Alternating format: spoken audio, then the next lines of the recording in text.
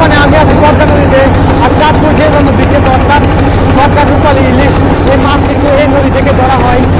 এই নদী থেকে কিন্তু চাঁদপুর যে বিখ্যাত ইলিশ মাছ, এই নদী থেকে ধরা হয়। আর এই যে দেখেন,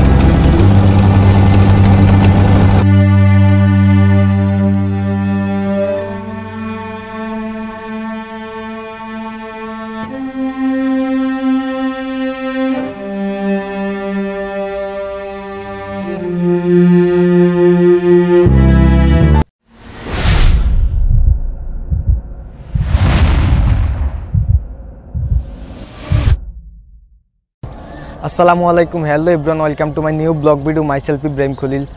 গাইস, আমি এখন কোথায় আছি সেটা হয়তো তখন আপনারা বুঝে ফেলেছেন। ইয়েস, আমি এখন আছি চাঁদপুরে। আর চাঁদপুরের সৌন্দর্য এবং দর্শনীয় স্থান তুলে ধরবো এই ভিডিওর মাধ্যমে। তো বন্ধুরা, চলুন তাহলে ভিডিওটি শুরু করি। গাইস, বর্তমানে আমি আছি চাঁদপুরে বড় স্টেশনে। আর এখান দিয়ে দেখতে পাচ্ছেন যে অনেকগুলো গাছপালা দেখা যাইতেছে।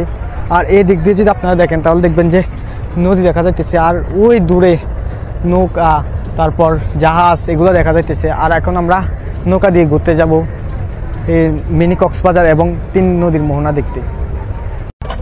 নদীমাতৃক বাংলাদেশের নদীর আসল সৌন্দর্য দেখতে হলে কিন্তু আপনাকে অবশ্যই চাঁদপুরে আসতে হবে। আর আমার পিছন দেখতে পাচ্ছেন যে অনেক বড় বড় ট্রলার, জাহাজ এবং নৌকা দেখা যাচ্ছে।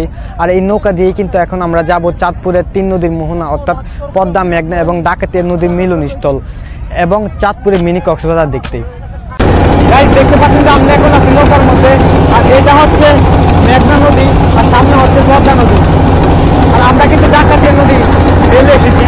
আর এদিকে দেখেন কত বড় বড় জাহাজ দেখা যাচ্ছে।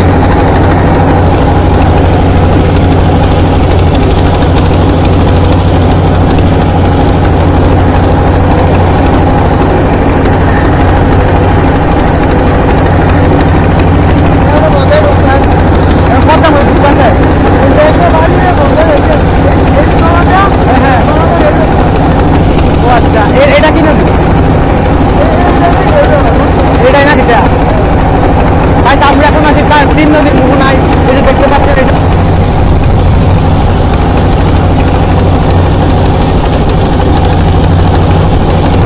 বর্তমানে আমরা আছি পদ্মা নদীর মধ্যে। আর এদিকে দেখেন কত ঢেউ দেখা যাচ্ছে।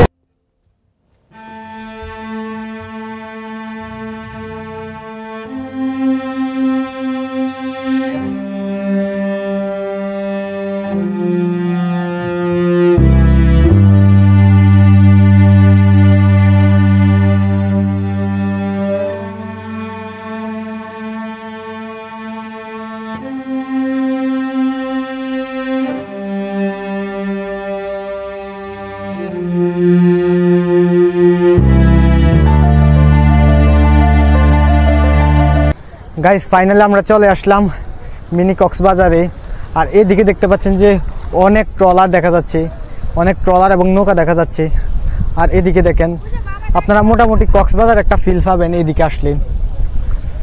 আর আমরা এখন যাচ্ছি সামনের দিকে, দেখি সামনে কি রকম দেখার জিনিস আছে।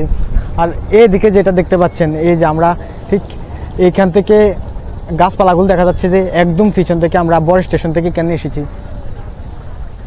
আর এটা হচ্ছে যে পদ্মা নদী, যে চাঁদপুরের বিখ্যাত রূপালী ইলিশ, সেই রূপালী ইলিশ এই নদী থেকে কিন্তু ধরা হয়। আর এখানে দেখেন অনেক টুরিস্ট এসেছে। আর আমরা এখন সামনে যাব এবং দেখব মিনি কক্সবাজারের ভিউটা কেমন দেখা যায়। আর এইদিকে দেখেন অনেকগুলো ট্রলার আছে কিন্তু। গাইস, আমরা অনেকক্ষণ হাঁটাহাঁটি করলাম। আর এই দেখতে পাচ্ছেন যে ভিউ একদম সমুদ্রের মতো। কক্সবাজার যেরকম সাগরের ঢেউ তীর উপচে পড়ে, এরকম অনেক কম, কিন্তু এরকম একটা ভিউ দেখা যায়। আর এদিকে দেখতে পাচ্ছেন যে অনেক সুন্দর এই ভিউটা দেখেন। এটা হচ্ছে পদ্মা নদীর ভিউ। আর এই একদম পিছনে যেটা দেখা যাচ্ছে সেটা হচ্ছে চাঁদপুরের শহর দেখা যাচ্ছে। আর এখানে অনেকগুলো ট্রলার দেখতে পাচ্ছেন। আর আমরা এখন অনেকক্ষণ ঘোরাঘুরি শেষে এখন ট্রলারে উঠে যাব। আর এদিকে দেখেন, এদিকে একদম ঘাস উপরে, ওইদিকে কিন্তু আবার নদী। আর এদিকে দেখেন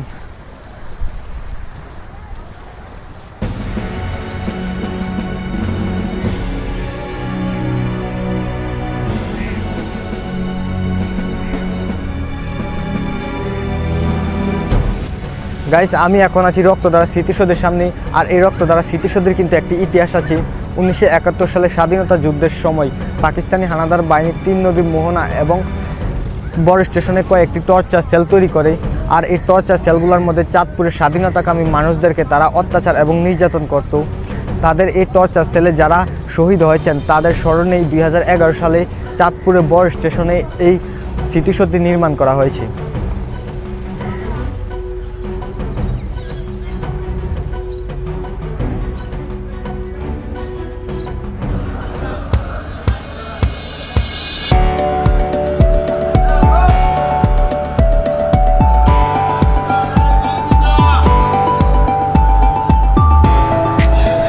বর্তমানে আমি আছি বাংলাদেশের অন্যতম গুরুত্বপূর্ণ এবং প্রাচীন নদীবন্দর চাঁদপুর নদীবন্দরে। আর এই নদীবন্দরটি অবস্থিত মেঘনা নদীর পূর্ব তীরে। আর আমার পিছনে যে লঞ্চগুলো দেখতে পাচ্ছেন এই লঞ্চগুলো ঢাকা এবং বরিশাল রোডে চলাচল করে।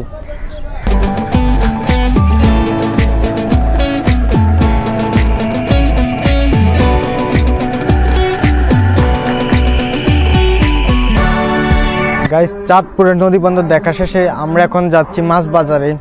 আর মাছ বাজারের মধ্যে চাঁদপুরের যে বিখ্যাত ইলিশ মাছ, পদ্মার ইলিশ মাছ, এটা ছাড়াও আরো বিভিন্ন ধরনের মাছ আছে। তো আমরা এখন সেখানে যাচ্ছি।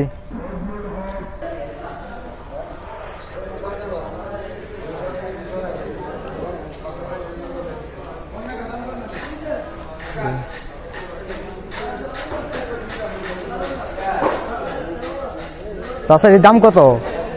এর দাম কত? হ্যাঁ 1100। হ্যাঁ আচ্ছা, এগুলো হলো চিংড়ি মাছ।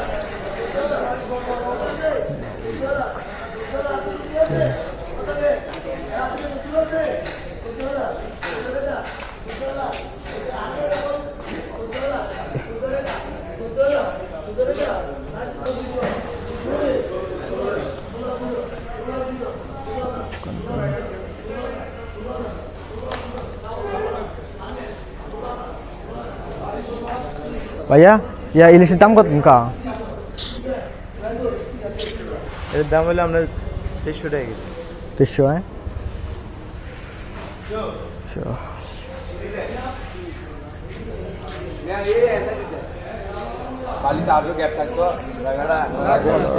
বোয়াল মাছ? হ্যাঁ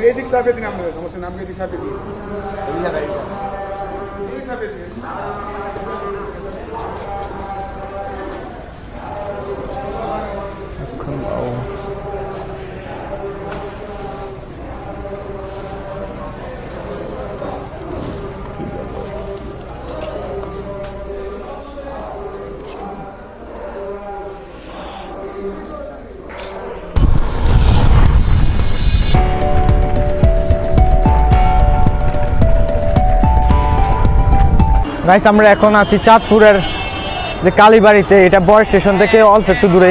আর এখন আমরা যাবো ফরিদগঞ্জে। সিএনজি দিয়ে যাবো ফরিদগঞ্জে।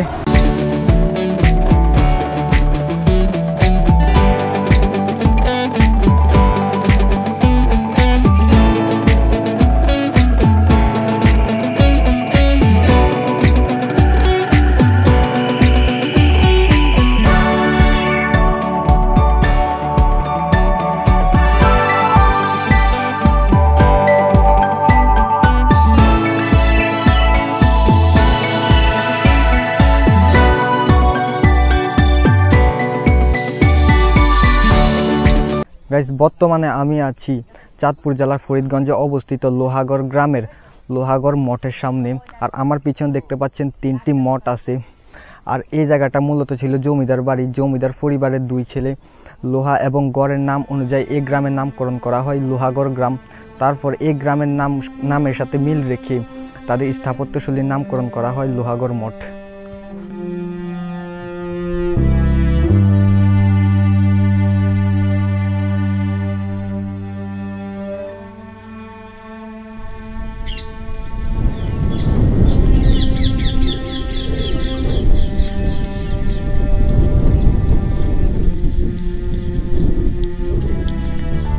গাইস এখন আমরা আছি আমাদের চাঁদপুর ভ্রমণের সর্বশেষ গন্তব্যে। আর এই যে দেখেন হাজীগঞ্জের ঐতিহাসিক বড় মসজিদ। এটার উপরে একটা মিনার আর উপরে একটা সুউচ্চ মিনার আছে। আর এদিকে দেখেন যে নুরানি মাদ্রাসা, হাফিজিয়া মাদ্রাসা এবং কমি মাদ্রাসাও আছে। তো আমরা এখন এখানে প্রবেশ করব।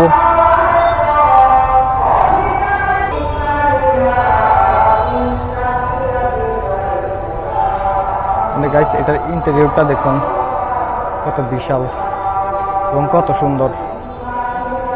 এই যে দেখেন,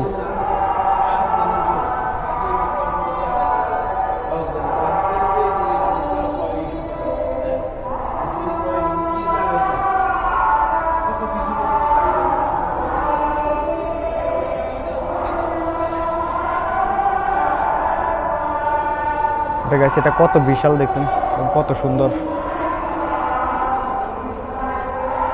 জুমার নামাজে প্রায় কয়েক হাজার মানুষ এখানে একসাথে নামাজ পড়তে পারে।